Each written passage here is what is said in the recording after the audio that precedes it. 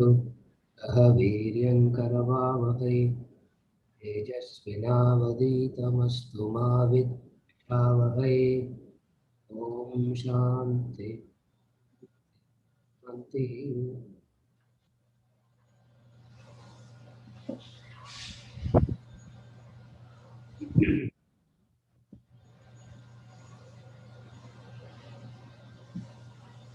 The state of self-realization is intrinsic being, love. We continue study with his love. Yeah. Is love. The love that people claim to possess is restricted to the area they identify with. Beyond that area, they engender bitterness, hatred. The hate area of identification starts with a dot, increase in concentric circles, only to get lost in its boundless, infinite expanse. The lowest, meanest character confines his love to the dot, to his own personality, no more. He is selfish to the core. In his lifetime, he caters to his welfare only. He does so even at the expense of his family. His love starts and ends with his personality. The next grade of humans move up to the first circle defined by one's family. A person in this category pours out love for the members of his family. He cares for their welfare, serves and sacrifices for them alone. His love stops there. It does not extend beyond the circumference of the domestic circle.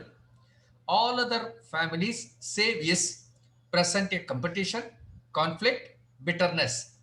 Higher than this cadre is the individual who identifies with the larger circle, his community. His love reaches beyond the family to embrace the members of his community. His interest is confined to this boundary. Within his circle, he feels a sense of fraternity and friendship. That is the limit of love. Beyond the limit, he engenders hatred, jealousy, and other negative feelings. Thus, does love reach further to the citizens of his country, to humanity, to all living creatures. Yet, the love in all these cases is confined to its area but turns bitter beyond its boundary. Far above all these cadres lies the divine love of a self realized soul. In him, there is no trace of selfishness. His identification, attention, interest is everywhere and nowhere in particular. His love has no boundary, no division or demarcation, no limitations. It is love in its purest form with no qualification or modification.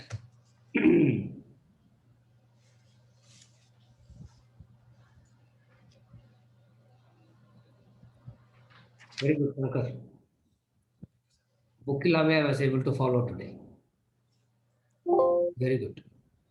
Your advisor. So easy to follow it. So very good, excellent. His love.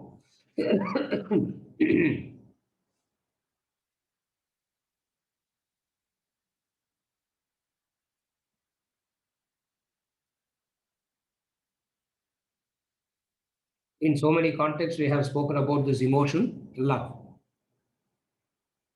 So, what is the love of the man of realization? A person of realization, what is that person's love?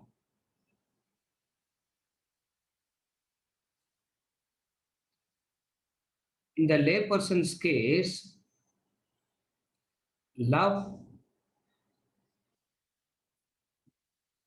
the emotion itself is towards a particular. In the case of the self-realized person, the emotion love is not towards anyone in particular. When we say not anyone in particular, mean it embraces all.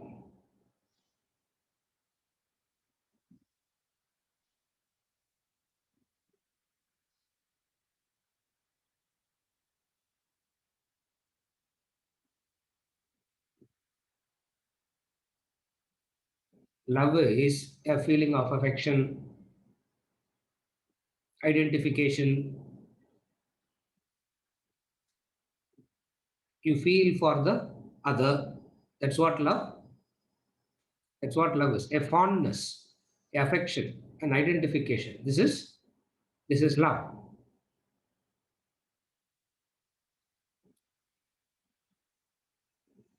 And always this love has a boundary.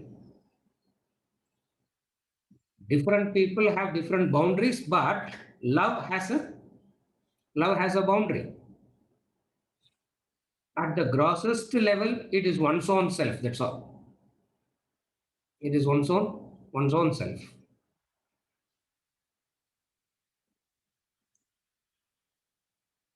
One's own self means I love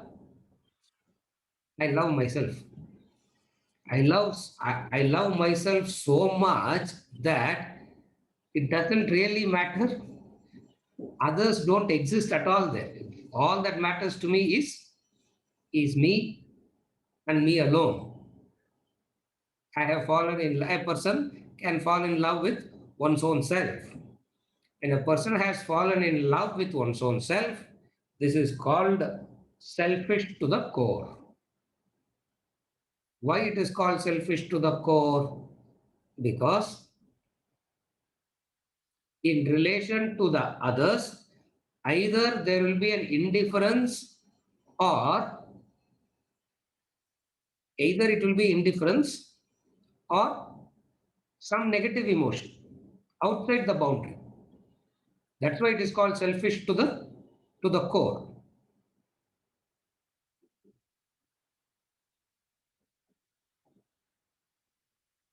Towards the vast majority, it is always one of indifference. Really don't, the existence of the other is not even recognized. The existence of the other is not even recognized. You don't bother.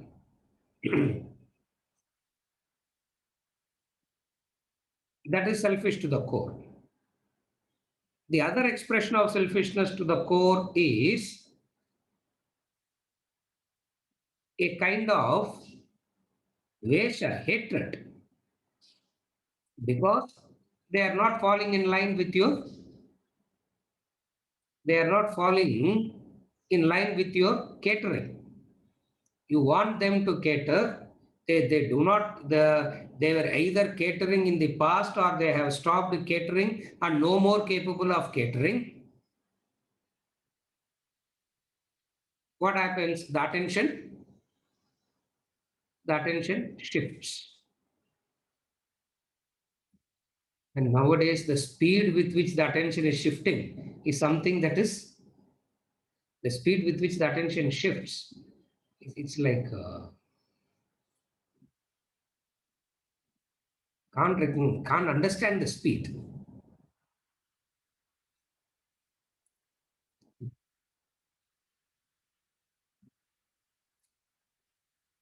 As they are fighting for a divorce with one person, they come with the other person to the court. Yeah.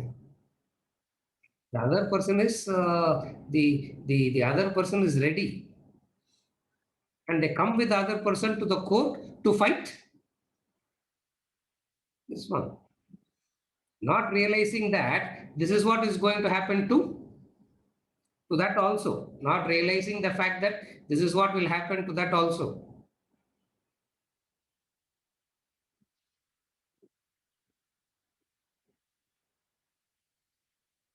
This is the boundary to the love. This is the boundary. So indifference, catering, infatuation. What defines the dot? What defines the boundary? I'm saying either it is indifference, or it is catering, or it is a kind of infatuation. And this infatuation is also selfish to the core. From this level, the ordinary human being rises above a genuine interest in the welfare of the family, and then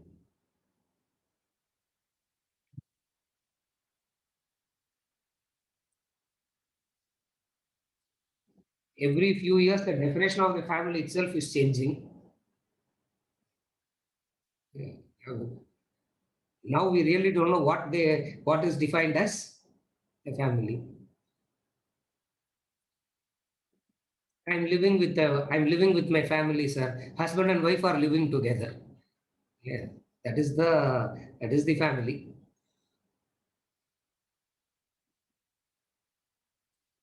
The circle is becoming narrower and narrower. The circle of identification is becoming narrow. Love is the ability to accommodate the other. Love is the capacity to accommodate. Love is the capacity to accommodate the other. Accommodating the other for what they are as they are. That is love. Not accommodating the other according to yourself, not accommodating in that way. Accommodating the other as to what they are and who they are. The love of a self-realized person belongs to this category of love. That's what he says. It is no boundary, no division, no demarcation. The love that has no division, the love that has no demarcation, the love that has no boundary.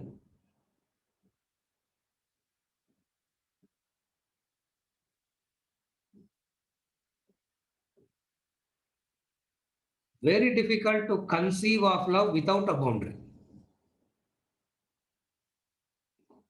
To conceive of love without a boundary itself is very, very difficult. So, identification within the circle, hatred outside the circle. Within the circle, identification. Outside the circle, hatred. Hatred or indifference. Both doesn't make a big difference. Both doesn't make a big difference at all either way. So within the circle there is identification. Outside the circle, either there is indifference or hatred. And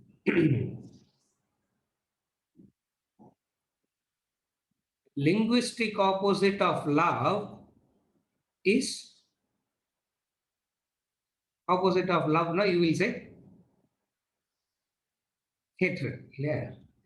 Linguistic opposite of love is hatred. Grades. The worst is indifference. The worst is indifference.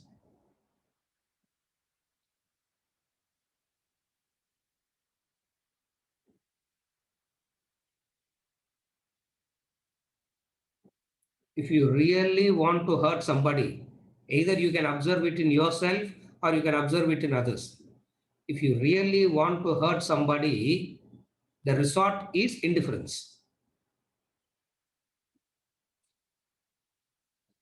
Even in hatred, some kind of a transaction is happening.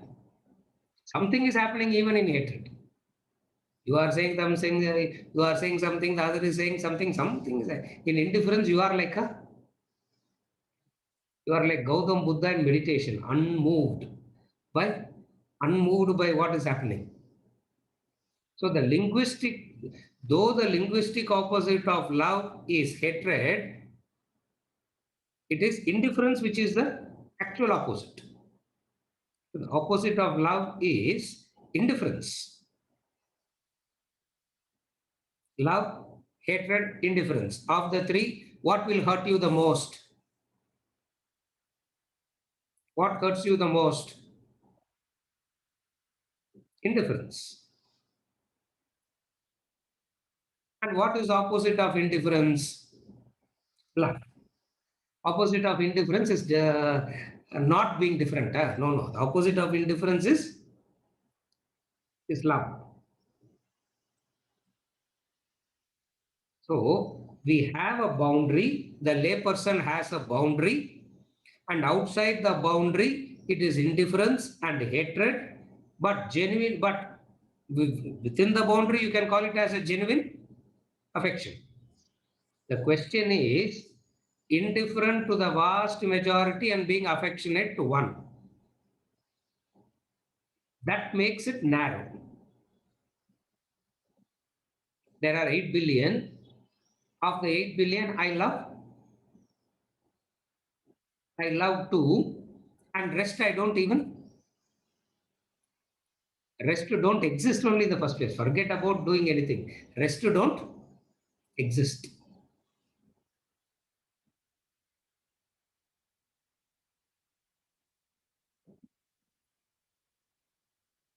In the case of enlightened person here, that is referring to the love that knows no boundary means the love that knows no indifference, the love that knows no hatred. Remove the indifference, remove the hatred, what remains is love in its pure form. Therefore, he says, no division, no demarcation. It is love in its purest form with no qualification or modification. There is neither a qualification nor modification. Qualification means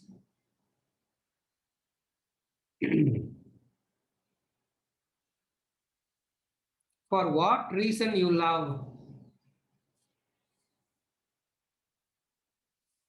The knowledge says there is no reason to love. You love, that's all. For that's your intrinsic state.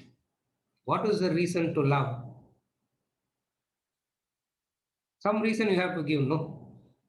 Nose is beautiful, eyes are beautiful, your wealth is beautiful, your family is beautiful, you are something we have to give.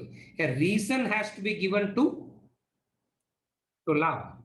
And love, what is love without qualification means a love for no reason.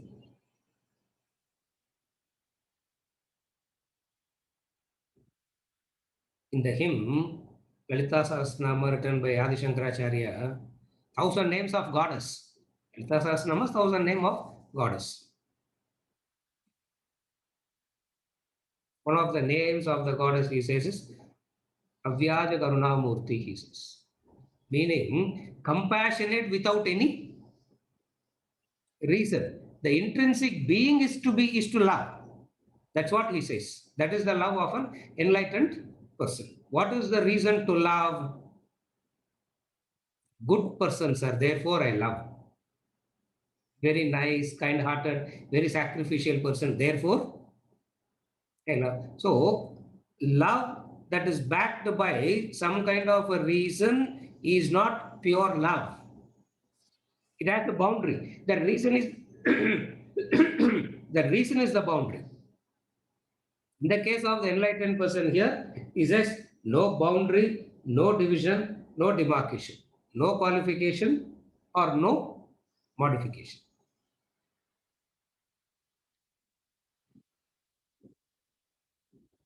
We can understand that there is a state like this that can possibly exist. That's all.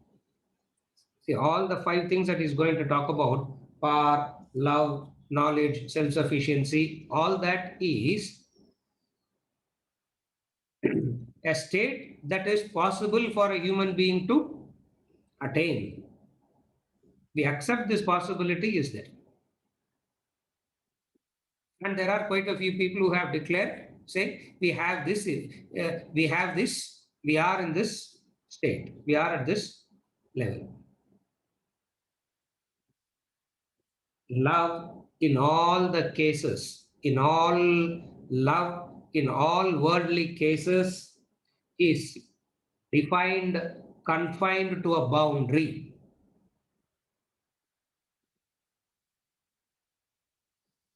And anything that exists outside the boundary, you turn bitter, indifferent.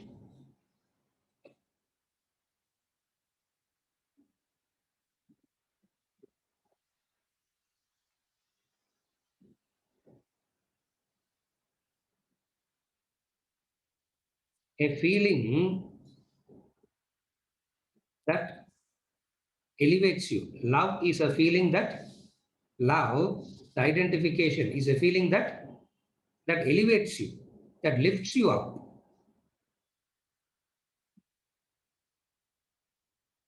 It lifts you up because there is no hatred. How does it lift you up? Because there is no boundary, there is no hatred. Why do you love the other person?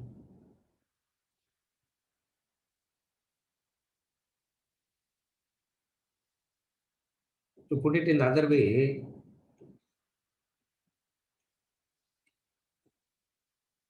if two persons have fallen in love, you ask them why. The boy or girl have fallen in love, you ask them why. Why this person? Some reasoning they will give. Some reasoning will be given. Any reasoning that is given can be debated and proven wrong. It can be debated and it can be proven wrong. Now, still it doesn't change. Why it doesn't change still? Because it's not love in the true sense. It is a kind of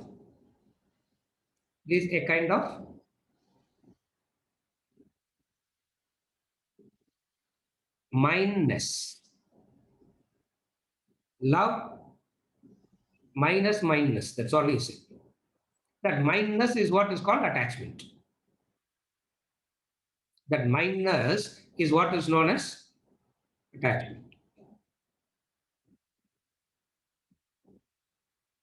Why lovers spy on each other constantly? They spy on each other constantly, worried about who they are, worried about who they are talking to, get very jealous and irritated when they get closer to somebody else. What is happening? What is it that is happening behind all this? The circle, instead of identification, you call that circle as mine. That circle of identification, instead of understanding it rightly, you call that circle as mine.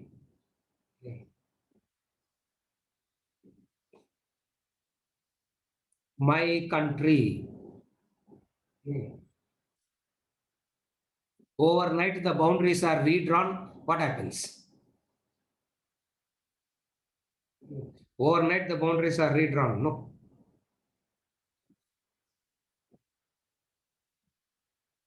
Ramatirtha belongs to Pakistan. Because Ramatirtha doesn't belong to India. Because he was born in Lahore. So was he an Indian or a Pakistani?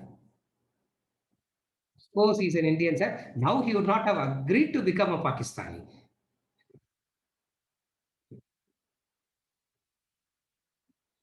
Overnight, the boundaries are redrawn. The mindness changes. Love and hatred also changes accordingly. When the boundaries are redrawn, the love also keeps changing. In the case of the enlightened person, there are no such boundaries. The political redrawing, the emotional redrawing doesn't affect him. His love remains the same.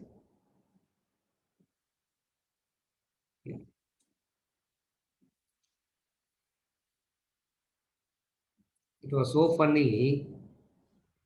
Few years back, One of the neighboring states got divided into two, no? Here. Same language, same thing. One of the neighboring states, they got divided into two, Telangana and Andhra. Oh my God. What a hatred overnight they developed towards each other.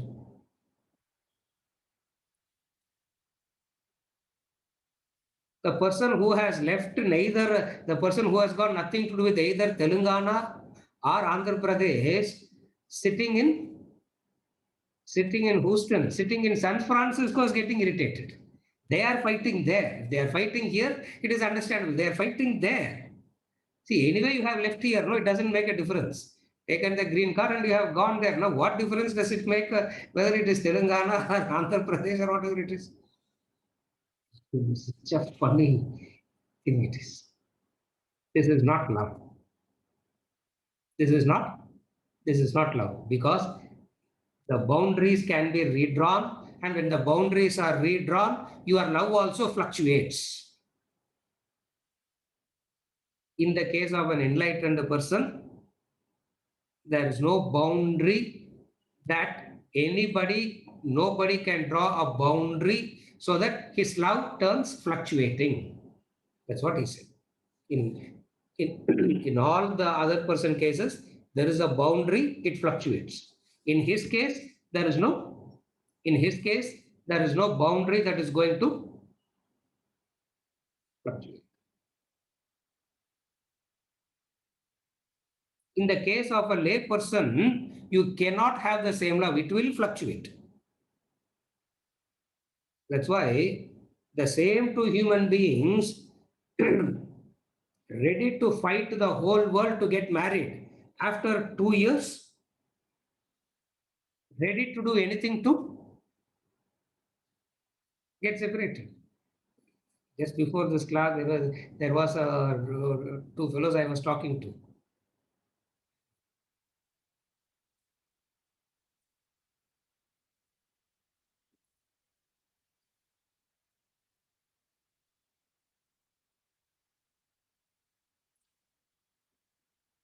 If that person doesn't agree, sir, I will make the person pay. What kind of love it is? The person doesn't agree, I will make sure that the other person pays. Why? I am suffering now, and I will ensure that the other person also will suffer. At that time, sir, you don't interfere. He's telling me, you don't interfere. I said, I'm not interfering now only. What makes you to think that I'm interfering now? You or no, I'm saying it doesn't really matter to me, because I'm telling them very clearly, it doesn't really matter to me whether you are divorced or living together. It makes no difference. What difference does it make whether you are divorced or living together? Love keeps shifting. Boundaries are constantly erased and redrawn. The case of a worldly person, the boundaries of love is erased and redrawn. The case of an enlightened person, there is no erasing, there is no redrawing, for it is complete. This is the love of the enlightened person.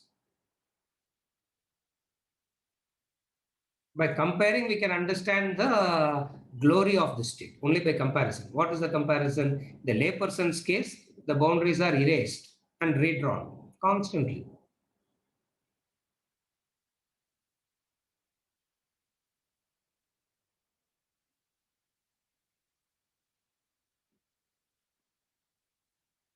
Pay attention to me is misunderstood as love. You pay attention to me.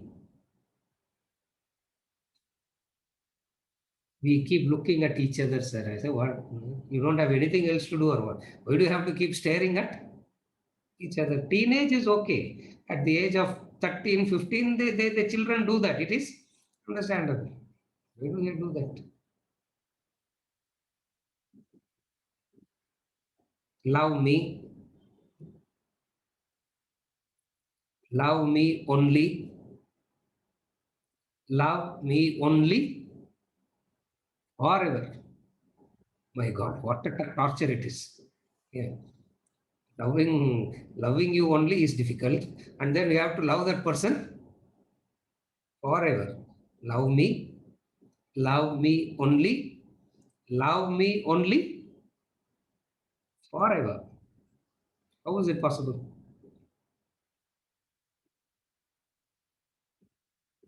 It is possible when there is no selfishness.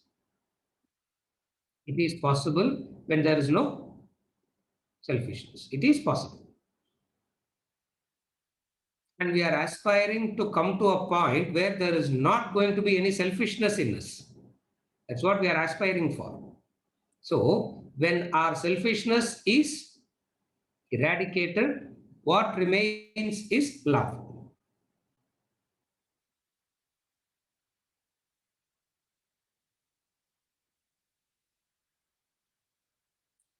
Love happened, sir. It just happened.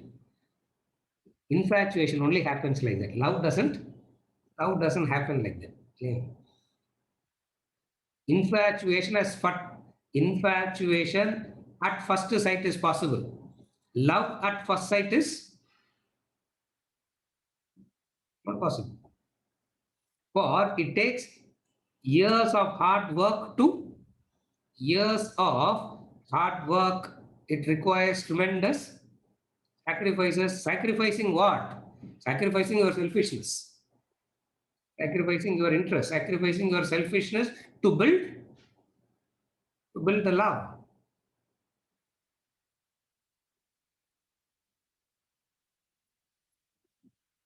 To say love can happen at first sight is like saying gratitude happens at first sight. Does it happen? How much of hard work has to be done to develop? Yes, infatuation can happen at, oh, that is possible. Infatuation happens. And and if the whole world calls that as love, it doesn't make it love. Why? Because very soon the love turns into hatred. And we have seen this any number of times.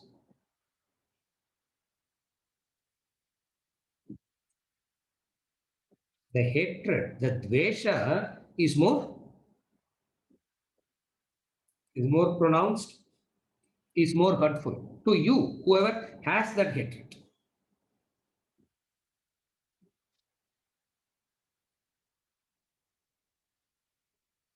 Who is my devotee Arjuna? Person who hates nobody, he says. Adveshta sarvabhutana. One who hates no being is my devotee. But sir, if that person is so bad, doing all atrocious, vicious, wicked things, how can we love that person? If that person is doing wicked things, he is going to face the karma for it. He is going to face the consequences for it. Why should I have hatred? That's what love is all about.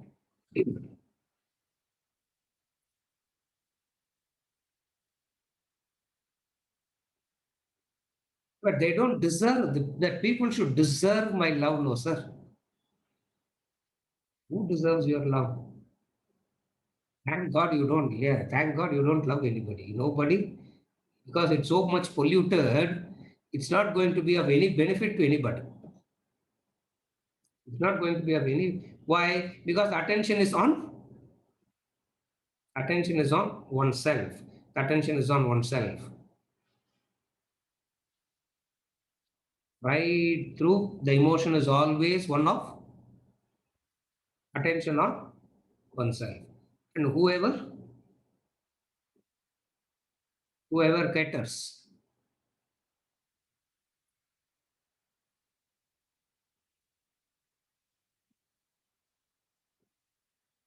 whoever caters becomes lovable. Catering means catering to what? Catering to your whims and fancies, your likes and dislikes. catering to your whims and fancies, your likes and dislikes. And boundaries keep changing because your likes and dislikes keep changing. The boundary also keeps changing. Mine.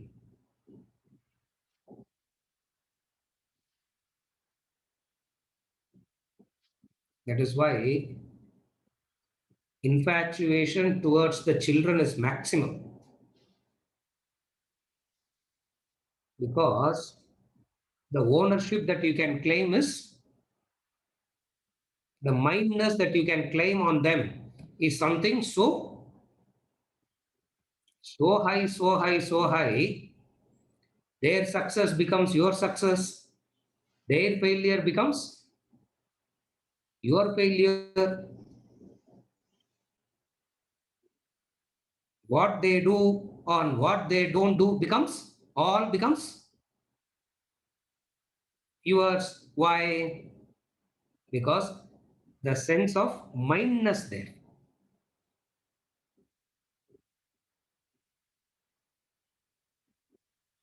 The way in which you can say, my children, the mindness with which you can claim, you don't claim so much with others,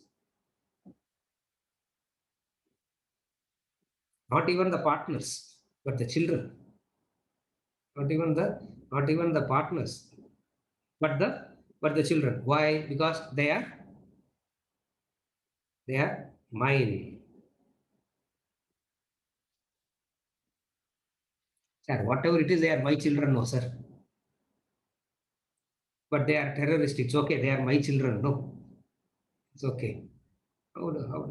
So, what is the circle? What is the boundary? Mindness is the boundary.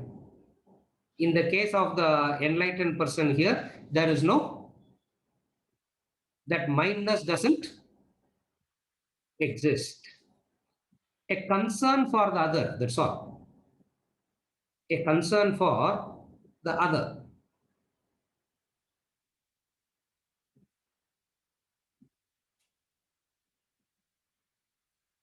Like I was telling Shankar the other day, whether whether others are listening to what he is reading or not is not the point. I don't expect anybody to even to listen to what he is reading. When he starts reading, most will switch off. And then when my voice is here, people switch on. I know that also.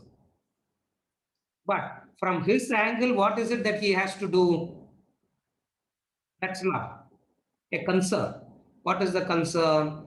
When I read, I make sure that it is comfortable to the others. Now they may listen, they may not listen. They may listen, they may not listen. It is there, but what he should be doing, an effort.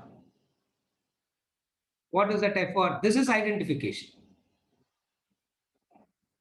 This is how you increase your circle of identification.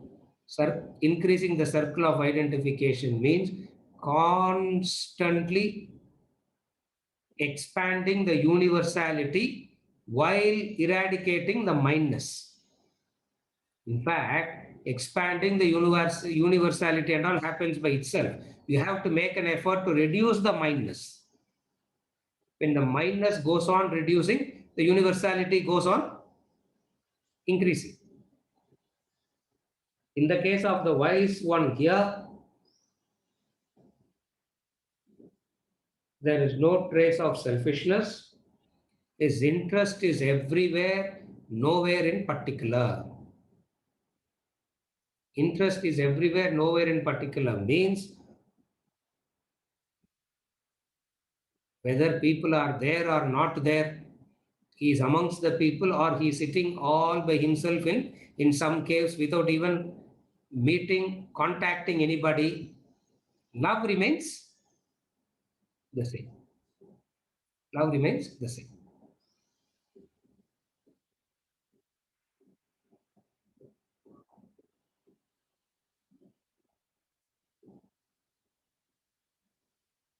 from yourself to the family, to the community, to the country, to the humanity, to all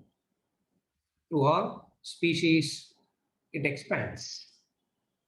Expands. How does it expand? When your identification is, when you, through knowledge and understanding, you increase the circle of identification. Through knowledge and understanding and tapas, you increase the circle of identification. When the circle is thus increased, love goes on increasing. When you reach the state of realization, the love is absolute love.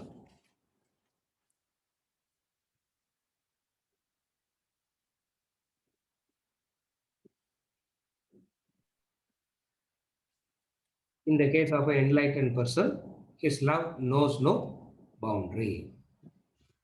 This is as far as his love is concerned. Now we will study about his knowledge. His knowledge padinga.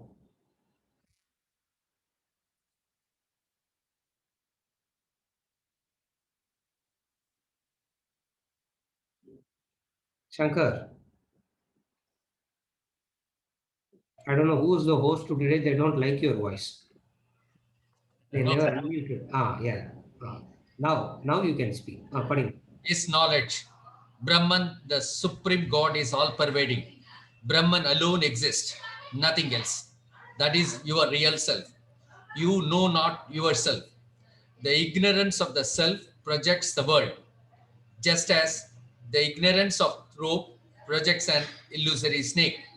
So is this world illusory, stemming out of your ignorance. Hence, all knowledges pertaining to the world spring from the base of ignorance. Even the greatest scientific discovery and invention are within the realm of ignorance vis-a-vis the absolute knowledge of the self. Preeminent scientists have declared that their findings are relative, not absolute, unreal. The self-realized no, declared that the findings are relative, not absolute. The self alone is absolute, real. The world is relative, unreal. The self-realized has found this truth, is established in the knowledge of the self, knowledge of the Brahman, absolute knowledge. The spiritual ignorance is the cause of all sorrow in the world. There is only one way to eradicate sorrow and establish enduring peace and happiness in life. That is to instill the knowledge of inner self, the knowledge of the absolute reality. Yeah. Now,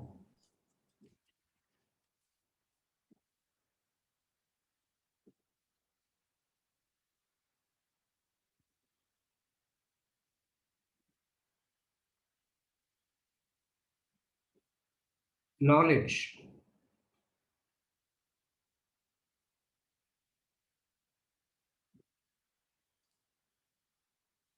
Knowledge is that which reveals. Knowledge means that which reveals. What is there is revealed. That is called knowledge. It's revealed.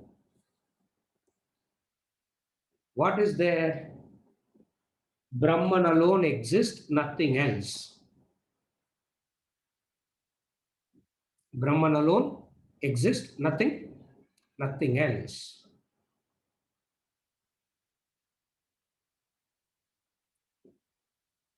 We see a plurality. There is the plurality that is seen, there is the plurality that is experienced. In the case of the enlightened person, there is no plurality, there is only one thing, that is Brahman. Or the plurality is understood as, experienced as Brahman. There is no plurality. In the true sense, there is no plurality. Ignorance of rope projects an illusory snake, so is this illusory world stemming out of your ignorance.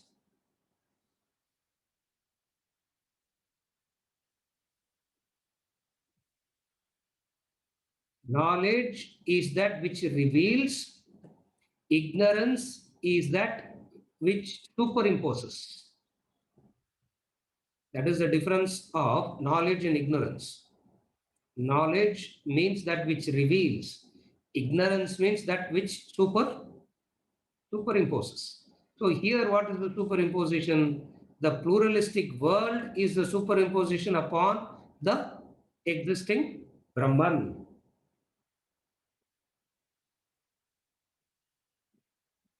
So any knowledge that stems, any knowledge of the world, any knowledge about the world is termed as ignorance, because the world itself is a product of ignorance. The world itself being a product of ignorance, all the knowledges pertaining to the world also falls under the category of ignorance. Why it is called ignorance? Because it is not revealing Brahman. Since it is not revealing Brahman, it is known as ignorance. Greatest discoveries, inventions, everything are within the realm of ignorance vis-a-vis the absolute knowledge of the self.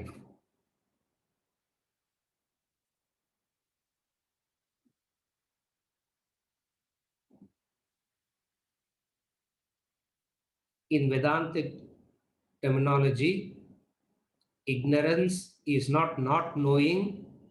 Ignorance means wrongly knowing. You have to understand that fundamental difference. If you take the English dictionary definition and look at ignorance, ignorance means not knowing. It's not knowing. It is not knowing. It is knowing it wrongly. It is wrong knowing. That is ignorance.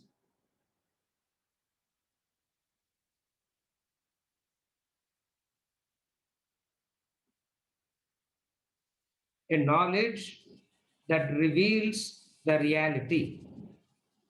In that sense, he has the absolute. In that sense, his knowledge is absolute. The waker can claim absolute knowledge over the dream world. The dreamer can claim only partial knowledge of the dream world.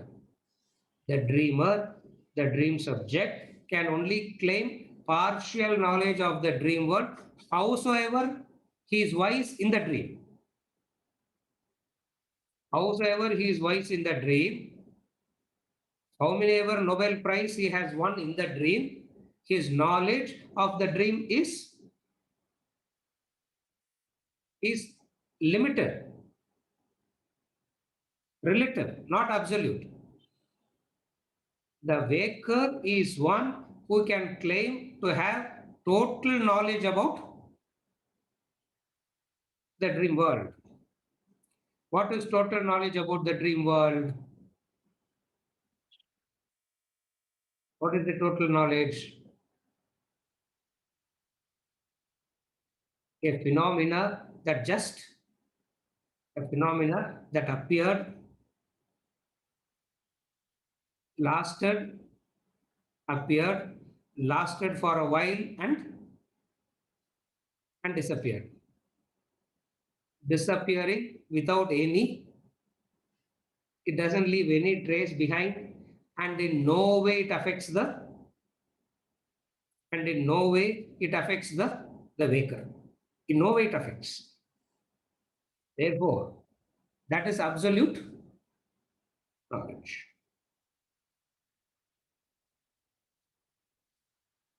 Ignorance, where there is ignorance, there is sorrow. Where there is knowledge, there is no sorrow. Ignorance is sorrow, Knowledge is no sorrow. And the world is full of sorrow. It is dukkhamaya. Yeah. Buddha says it is full of dukkha, full of sorrow. But why do you have to look at it very pessimistically, sir? There are so many good things also in life, no? Every week new movies are getting released. Yeah. New malls are opening. New things are coming. Yeah. There is the sunrise. There is a sunset. There is the bird. There is the ocean. So many good things are there in life also. No? Why do you call life as only dukkha maya? All this is there. The eyes are seeing it, but the mind is not registering anything. Eyes are seeing. The eyes see the ocean. The eyes see the sunrise. The eyes see the sunset.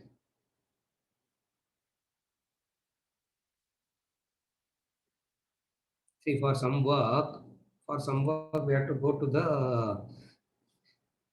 the same rule happens everywhere. Huh? The same rule happens everywhere.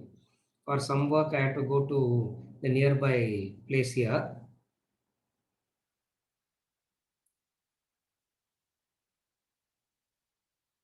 The town in Andhra, Rajmundri. I have to go there. I don't know how many of you know it. The width of the river is 7 miles in the town. The width of the river is 7 miles. And imagine that you are two bridges, you cross one and then you go, and again you are not even coming out. You are just, it is just huge expanse. And the house where we were staying and all that. Lady said, 15 years I have not seen Godavari. Living in the same, living in the same town. From her house, the river is, it's hardly 300 meters, 200 meters, 300 meters, hardly. Just one street. You walk 100 meters, you hit the river. It is there, but not seen.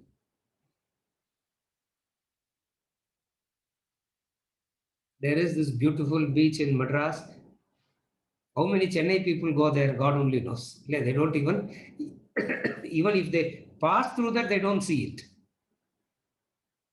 So it means it is not that it is not there. It is there, but we don't even, that is ignorance.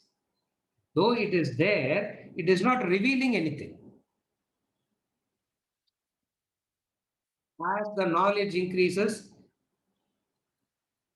in the Bhagavad Gita chapter 2, the end of chapter 2, he talks about it as ascharya, wonderment. He quotes the Kathopanishad verse. In fact, he's quoting the Kathopanishad verse. They talk about it as wonderment, wonderment, wonderment. Opposite of wonderment is ignorance. Spiritual opposite of,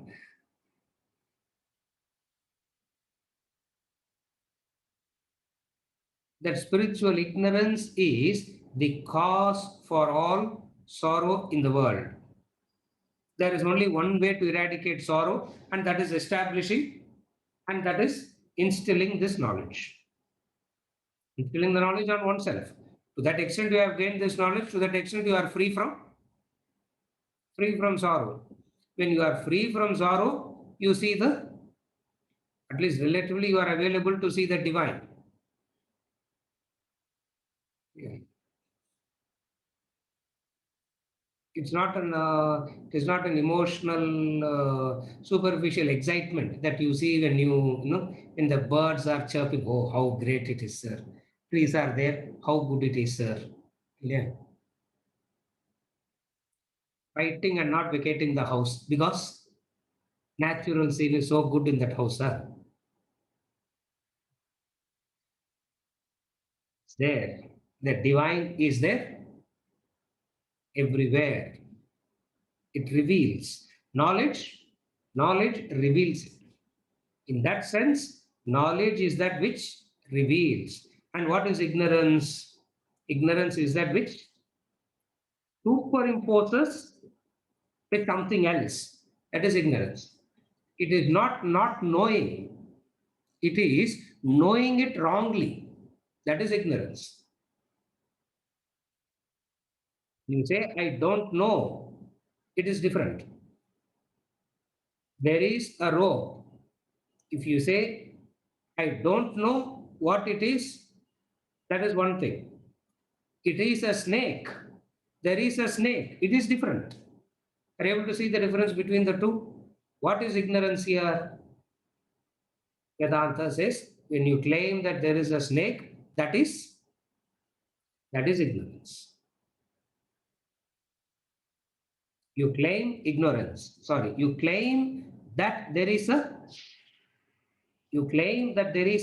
snake. So what is ignorance? Ignorance is not knowing. Ignorance is wrongly knowing.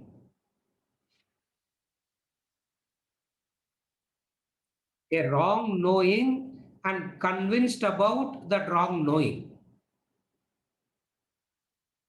It's not only wrongly knowing, you are so convinced about that wrong knowing that the true knowledge, you refuse to accept the true knowledge. Are you able to see the difference? In the case of this man here, his knowledge is complete because he is the waker. In relation to the dream world, who has the right knowledge? The waker. The case of an enlightened person, he has woken up from this waking state. Just as you can wake up from dream state and become the waker, you can wake up from this state also and attain to the fourth state. So this person has complete knowledge, full knowledge, because this person has full knowledge, complete knowledge, because he has risen above. Just as how much ever you know about the dream, how much ever you are wise in the dream, your knowledge is not complete. Your knowledge is complete only when you wake up from the dream, you can say your knowledge is complete. Who is the enlightened? Who is the man of self-realization here? Who is this person? What is the state of self-realization? The knowledge of the self, the knowledge of Brahman. And we have seen this any number of times. Knowledge of Brahman means becoming Brahman, because in Vedanta, knowledge is becoming.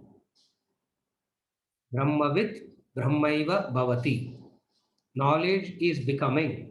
Knowledge is not knowing. Knowledge is becoming. It is becoming Brahman, not knowing Brahman. Knowing Brahman, a few classes you attend, you know that there is this thing called Brahman, but ignorance still remains as it is. So what is knowing here? Knowing is becoming. If you become it, you know it. In the case of the state of self-realization, this person has become Brahman. By becoming Brahman, he has the absolute knowledge. This is as far as the knowledge part of it is concerned.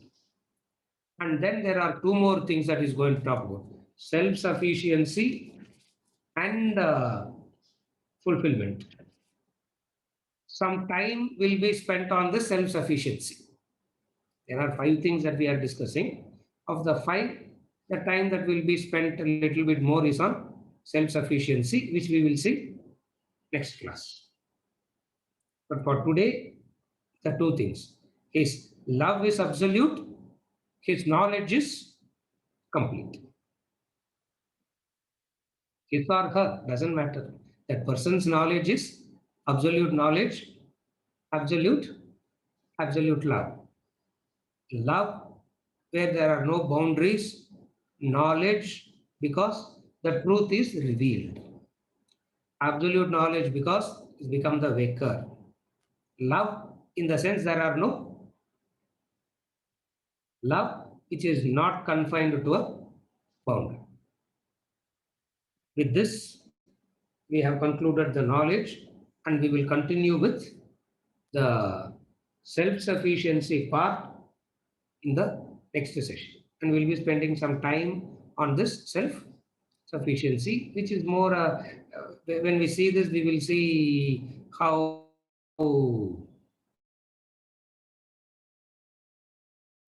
it is more relevant. It's not that others are not relevant. Something gets highlighted in every discussion about enlightenment, Brahman, something gets highlighted. Here, the highlight is self-sufficiency. With this, we conclude for today.